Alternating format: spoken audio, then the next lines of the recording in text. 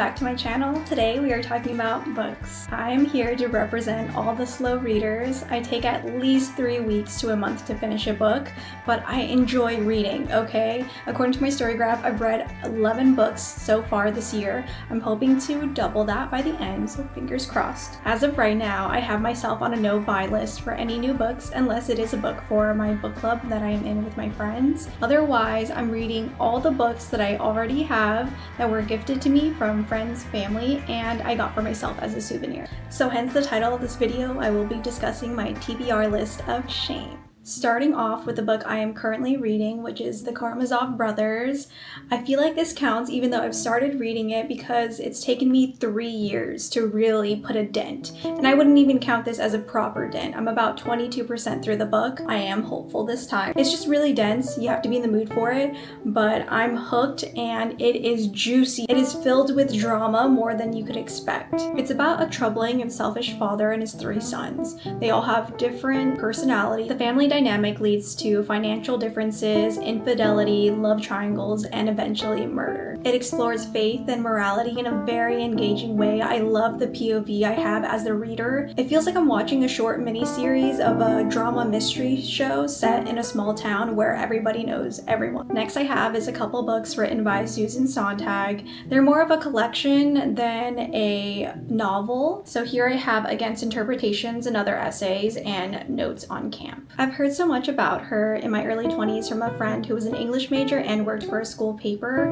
We were discussing film and he brought up On Photography by Susan Sontag. So later that day I looked her up, I read articles about her work, and immediately I was inspired. Soon after, the pandemic and quarantine took full effect, so I spent most of my time alone. So I would just write my random brain ramblings, my feelings, my thoughts on the political climate, pop culture, and just how I felt like everything related to each other, all because I was inspired by Susan Sontag. Obviously, those essays will never see the light of day, but she remained on my wish list for a really long time. I don't know why I never pushed myself to buy a copy of her book or rented it from the library. I think I was too focused on trying to finish the books I had already at the time. I did read her book On a Woman last year and I really enjoyed it. I thought it was really digestible. Okay, fast forward to these copies. I got these gifted to me for my birthday or Christmas, I believe, and I feel like I have been hesitant on actually giving them a full read because I feel like I've psyched myself out a little bit. I've been so excited to read her work and I know that it's not like an easy, breezy type of read, so I really do want to mentally prepare myself for something like that. I have been itching to pick this up though, so I think as soon as I'm done with the Karamazov Brothers, I'll start this. It also is a bit silly that Notes on Camp is actually in this copy here, so hopefully I really love it because I will have 2 copies. Also, I'm really excited because you know how when you read a really good book and you just feel it in your soul and it inspires you to write something? I just feel like that's how she makes me feel. Moving on to this short story called The Yellow Wallpaper. I feel like everyone has read this in high school except for me, or maybe I just don't remember. Oopsies, sorry. But I'm really excited to read this. I feel like I've seen it so many times online in discussion in regards to feminism and the patriarchy. It's only 15 pages. I feel like I've put it off just because it's so short that I'm like, oh, like I want to read a real book. But I don't know why I keep doing that to myself. Maybe I will encourage myself to just take it to the pool one day and finish it in one sitting. Now this next one is called In the Company of Witches. Here, this is actually my sister's 5-star read, so she lent me her copy. It looks like the perfect Halloween cozy fall book to read. I mean, look at the cover there. I love anything Halloween related, horror related, witches related. I'm just not a huge fiction cozy reader. I do love to be scared and spooked, so this is a little bit out of my comfort zone.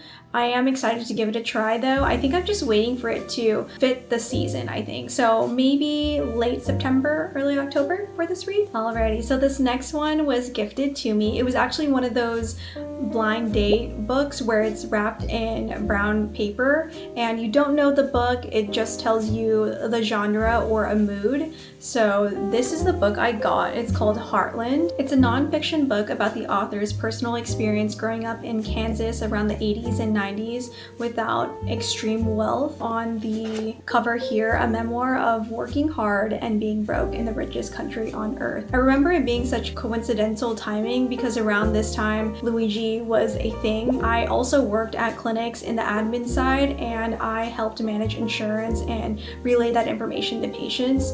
And of course, it hit really close home to me. So this book was perfect with what I wanted to learn more about. I feel like I've put off this read for a while because I know that I'll be super emotional. I'd probably cry a lot, and I just don't know if I'm ready for that. It seems like a very heavy book, but obviously very important to read about. Okay, this is the last book on my TBR list of shame. It is called Mother Tongue here, and I actually found out about this from one of my friends. We actually have a book club together, and she had recommended this book. We all loved the premise of it, but when we were trying to find it online, I realized that it is newly published and it is Australian published, so I could not find a copy in the US, and if we were to find something shipped to us, it would cost so much and it would take a while, and I just don't even know if I could trust the site. The crazy part is that I actually visited Australia a couple months ago for a friend's wedding, and I totally forgot about this book too.